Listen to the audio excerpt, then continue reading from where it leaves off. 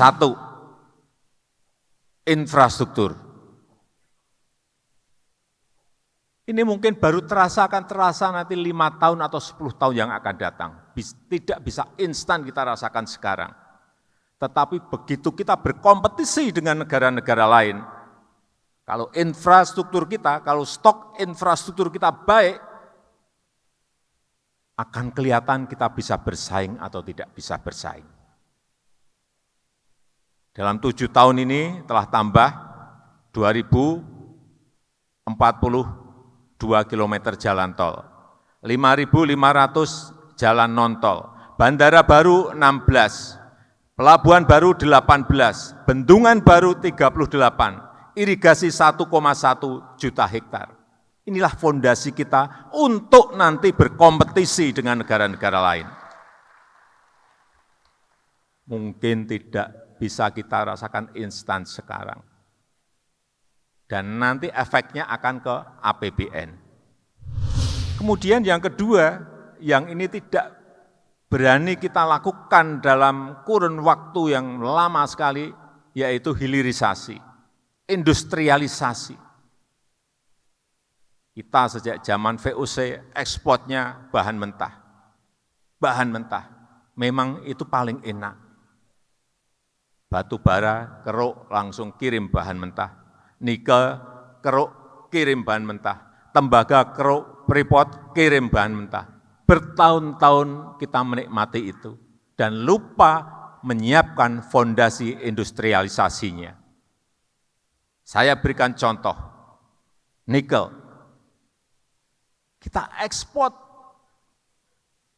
bertahun-tahun, nilainya saya ingat 2014 itu 1,1 billion US dollar, kira-kira 15-an triliun per tahun ekspor bahan mentah. Begitu kita stop, 2017 stop nikel, ekspor di 2021 mencapai 300 triliun lebih. Dari 15 triliun melompat menjadi 300 triliun. Itu baru satu komoditi. Tapi kita digugat di WTO oleh Uni Eropa. Dibawa ke WTO, digugat. Saya sampaikan kepada mereka, silahkan digugat, akan saya hadapi. Indonesia akan hadapi. Sampai sekarang gugatan itu belum selesai, karena kita juga mengajukan alasan-alasan yang juga masuk akal. Barang-barang kita sendiri, nikel-nikel kita sendiri,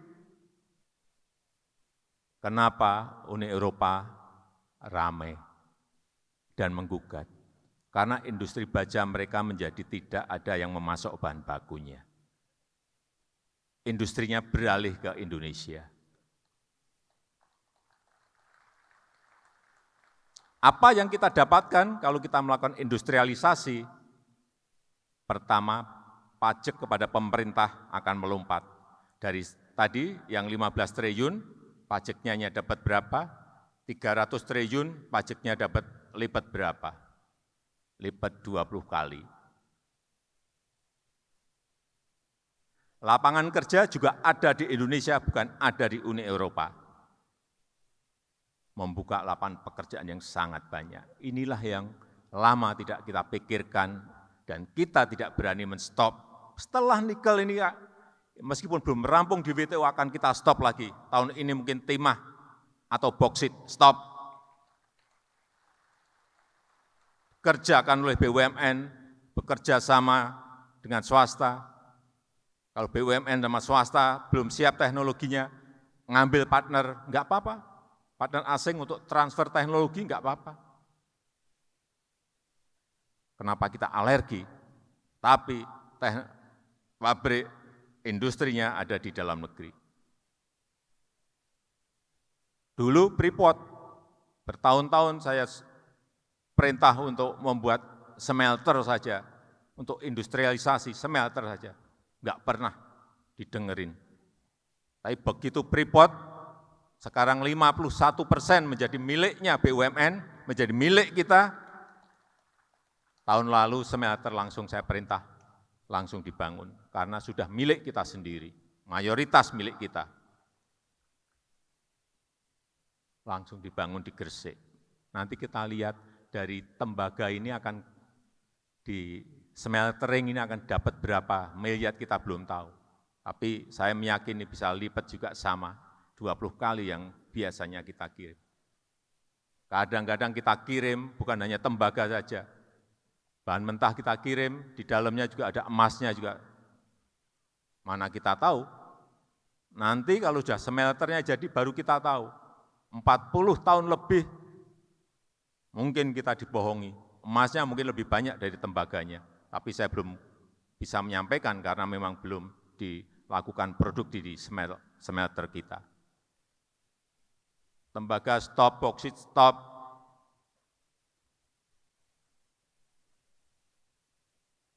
Inilah nanti yang akan berkontribusi kepada pertumbuhan ekonomi kita dan berkontribusi membuka lapangan kerja yang sebanyak-banyaknya. Kemudian yang ketiga, ini yang penting untuk yang kecil-kecil, digitalisasi. Kalau kita mau bersaing yang kecil-kecil, usaha mikro, usaha menengah, mereka harus berani masuk ke yang namanya platform digital. Ada 65,4 juta usaha kecil, usaha menengah, usaha mikro kita. Dan itu memberikan kontribusi kepada PDB kita, pada pertumbuhan kita, pertumbuhan ekonomi kita 61%. Jangan lupakan mereka yang kecil-kecil ini. Sebab itu kita terus mendorong mereka untuk masuk kepada ekosistem digital. Ini nanti yang akan menjadi fondasi kuat ekonomi Indonesia. Usaha mikro, usaha kecil, usaha menengah. Bukan yang gede-gede. Dan saya meyakini nanti di tahun 2030, kalau sekarang PDB, GDP ekonomi kita berada di nomor 15, tahun 2030, insya Allah kita sudah berada di urutan yang ke-7 dunia. Dan hitung-hitungan semuanya, Bappenas ngitung, McKinsey ngitung semuanya, di 2045 kita berada pada posisi nomor 4 dunia.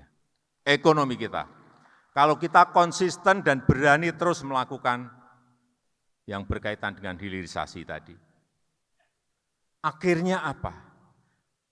Kalau pertumbuhan ekonomi kita baik, GDP kita baik, nanti di 2030 perkiraan kita sudah 3 kali yang sekarang. Dari yang sekarang 1,2, 1,3 triliun US dollar menjadi di atas 3. Akhirnya apa? APBN kita menjadi menggembung lebih besar.